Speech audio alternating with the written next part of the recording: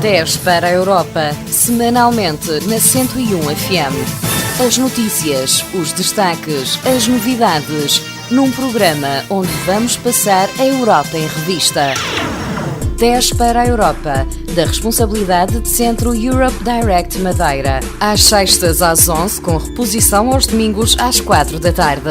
Seja então muito bem-vindo ao 10 para a Europa, o nosso programa semanal onde damos alguns minutos de destaque à nossa casa-mãe, à nossa Europa. Comigo Marco Teles, do Centro de Informação no Europe Direct. Olá Marco. Olá, hoje Carla. Vamos ficar a conhecer um bocadinho mais e melhor a nossa Europa. É verdade, a ideia era hoje nós falarmos um bocadinho também da nossa Europa, mas se calhar antes eu proponho a Carla que nós falássemos um bocadinho da questão da atualidade europeia. O que é que aconteceu assim de marcante esta semana? E de facto, como acontecem sempre muitas coisas, temos que selecionar algumas ideias. Uma delas, pela negativa que de facto não resiste a trazer cá, tem a ver com esta situação da queda do avião na Ucrânia.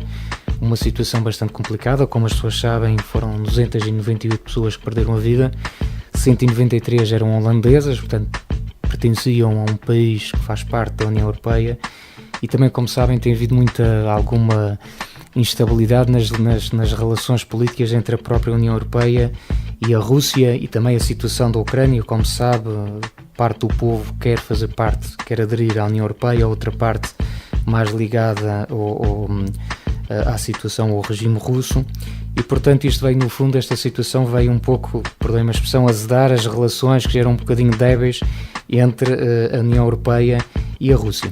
Esperemos que isto também possa sair daqui da melhor forma, que se possa encontrar uma solução e que, de algum modo, que isto não caia no esquecimento e que se possa avançar no bom sentido. Uma outra segunda informação prende-se, portanto, com uma notícia que é a entrada da Lituânia a partir do dia 1 de janeiro de 2015. A Lituânia vai aderir à zona euro. O que é que isto significa? Para as pessoas significa que nós vamos ter mais um país onde podemos passar férias e levar na nossa carteira os euros, o nosso dinheiro, exatamente. Portanto, a Lituânia vai ser o 19º país dentro da União Europeia. Como sabemos, a União Europeia são 28 Estados-membros, 28 países, mas nem todos utilizam o euro como moeda. Isto significa que a Lituânia, ao fazer parte deste lote, será mais um em que nós temos esta grande vantagem de circular com a nossa moeda, com a mesma moeda na carteira. E de certeza que os nossos ouvintes estão-se a lembrar, muitos terão familiares em Inglaterra, por exemplo. Como sabem também, a Inglaterra é um país da União Europeia, mas não tem o euro como moeda de referência, continuam a utilizar a sua moeda, a libra, e isso obviamente cria alguns constrangimentos a quem lá vai passar de férias. Tem que ter sempre a situação do câmbio e da troca da moeda. Uma terceira notícia, uma terceira novidade que aqui trago e que nós hoje publicamos no Centro Europe Direct através da nossa rede social no Facebook, tem a ver com um prémio bastante aliciante. Se calhar algumas das pessoas que nos estão a ouvir poderão encaixar no perfil de candidato a este prémio e se calhar terá algum interesse. É o prémio Jacques Delors. Como sabem, o Centro de Informação Jacques Delors promove anualmente diversos concursos. Este é bastante interessante porque tem a ver com um prémio relacionado com trabalhos de investigação sobre a União Europeia. Isto significa que alguém que tenha feito um trabalho de investigação relacionado, portanto, com a União Europeia, terá até o dia 15 de dezembro de 2014, terá aqui a oportunidade de fazer chegar uma cópia desse trabalho ao Centro de Informação Jacques Delors, ou entregá-lo presencialmente ou enviar por correio. E a boa notícia disto é que, de facto, o primeiro prémio envolve uma quantia de 4.000 euros. Portanto, acho que é um prémio bastante aliciante. Creio que esta informação será particularmente interessante para jovens estudantes do ensino superior, alguns que tenham concluído um mestrado, até que tenham feito doutoramento e que, por alguma razão, o seu trabalho incida sobre as questões europeias. Se for esse o caso, realmente valerá a pena tentar concorrer a este prémio, que é bastante aliciante. E volto a repetir, se houver alguma dúvida também sobre a forma como concorrer, podem sempre ligar para o número de telefone do Centro Europe Direct, ou 291 635 113, e nós teremos todo o gosto em esclarecer as dúvidas que possam haver sobre isto, não é? Ou então dirigir-se presencialmente ao edifício da Casa da Cultura de Câmara de Lobos, na rua Padre Eduardo Clemente Nunes Pereira. Exatamente, portanto na Casa da Cultura, que certamente toda a gente conhece, na entrada, diria, portanto na rua de cima, não é? Onde habitualmente, como se diz, portanto, a Rua dos Bancos. Exatamente, na rua onde se situam praticamente as instituições bancárias quase todas do Concelho, fica sensivelmente a meio da rua, podem lá ir. O que é que tem de curioso também este prémio? É que a entrega do prémio será feita numa cerimónia pública, precisamente no dia 9 de maio de 2015. Dia da Europa.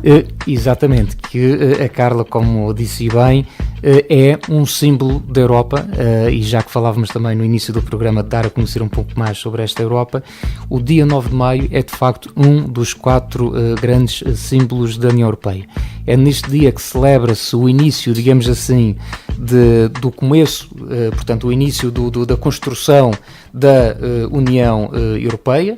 Como sabem, praticamente isto começa com uma declaração, a Declaração Schuman, na altura, que foi feita em 1950. Essa declaração consistia basicamente num projeto de paz em torno de 2 matérias-primas essenciais, na altura o carvão e o aço. Nós estaríamos na altura em 1950, portanto, pouco após a conclusão da Segunda Guerra Mundial. Como sabem, teve muito prejuízo e, portanto, muitas pessoas perderam a vida nessa altura e, portanto, este senhor foi de facto um visionário e propôs uma união de países, gerindo também estas 2 matérias-primas. Este projeto teve, em 51, depois do seu arranque com a construção da Comunidade Económica do Carvão e do Aço, onde apenas 6 países faziam parte desta comunidade, mas a verdade é que, gradualmente, tudo isto foi aumentando, houve mais países interessados em aderir a este projeto da União Europeia, que inicialmente não se chamava assim, como eu disse. Aliás, as pessoas de certeza se recordam, em 86, quando nós entramos, designava-se CEE, precisamente, não é? E só mais tarde ganhou esta designação da União Europeia. E o que é certo é que, como eu dizia, gradualmente novos países foram entrando e nós hoje temos um grupo, chamemos assim, para simplificar, de 28 Estados-membros com objetivos comuns em que manter a paz continua a ser o grande objetivo de base desta União Europeia. E o que é certo é que, pelo menos nessa matéria e dentro do espaço comunitário, efetivamente essa paz tem existido e, oxalá, naturalmente, que se mantenha por muitos anos, não é? Mas já agora e hoje que estamos no nosso programa para conhecer um bocadinho melhor a nossa Europa, falou-me dos símbolos da União Europeia, além deste 9 de maio. Além do dia 9 de maio, há mais 3 símbolos que são uma referência para o projeto europeu, a começar pela bandeira, que toda a gente conhece, a bandeira azul com as estrelas amarelas, não é? Portanto, o azul, já agora a título de curiosidade, vem um pouco da ideia do ouro sobre azul, a célebre expressão ouro sobre azul, o que significa que há progresso, em que há harmonia, e curiosamente as 12 estrelas da bandeira, a maior parte das pessoas, quando nós falamos do significado da bandeira, associam as estrelas ao número de países que fazem parte da União Europeia. Pois, assim sendo já exatamente, assim sendo, de facto, as estrelas, a bandeira não deveria ter 12 estrelas, mas 28. Portanto, o que significa que, de facto, não é isso. E o ter significado espaço para ir acrescentando. E teria sempre, mas isso não seria possível porque, como repare, isso significava que toda vez que entrava um novo país nós tínhamos de deitar todo o material fora e construir um novo. Portanto, as 12 estrelas significam, é um valor simbólico. O 12 representa de facto a união, a perfeição, a harmonia, e por isso é que de facto escolhesse 12 estrelas e não outro número qualquer, porque tem este significado e com certeza as pessoas também sabem, que nos estão a ouvir, também não é à toa que são 12 meses do ano, 12 apóstolos, 12 signos do zodíaco, não é? Portanto, o 12 está sempre associado a um sinal de harmonia, de paz, de perfeição, plenitude, e daí que tenha sido escolhido. Portanto, a bandeira será então o segundo símbolo, não necessariamente para esta ordem, mas o segundo que nós estávamos a falar cá. O terceiro é o hino, portanto existe também, como sabem, o hino da alegria, exatamente, composto pelo Beethoven, portanto faz parte da nona Sinfonia de Beethoven, e que tem uma particularidade muito interessante. Aqui o hino da alegria, que é utilizado como o hino da Europa, não tem qualquer letra associada, portanto é apenas música, é instrumental, ao contrário do nosso hino que tem uma letra, não é? E que é cantada, portanto o hino da Europa é apenas música, e isto por uma razão muito simples, porque a música é uma linguagem universal. E se nós tivéssemos uma letra associada, desde logo colocava-se a situação se a letra seria em inglês, francês, português ou espanhol, seria muito confuso. Inicialmente Marco associou-se, o Joá era em francês. Desde o início, de facto, o hino da Europa, a ideia da ligação hino da Europa foi por essa razão, haver apenas instrumental. A letra em francês nesta parte da nona sinfonia de Beethoven. Ela sempre manteve, pelo menos desde que foi utilizado oficialmente como hino da Europa, sempre foi assim desta forma. Portanto, acho que faz todo o sentido manter esta ideia de apenas a música, porque lá está, é uma linguagem que toda a gente compreende, é uma belíssima sinfonia também, e que toda a gente identifica rapidamente e, portanto, é bem representativa, no fundo, do projeto europeu. Temos data, temos bandeira, temos hino.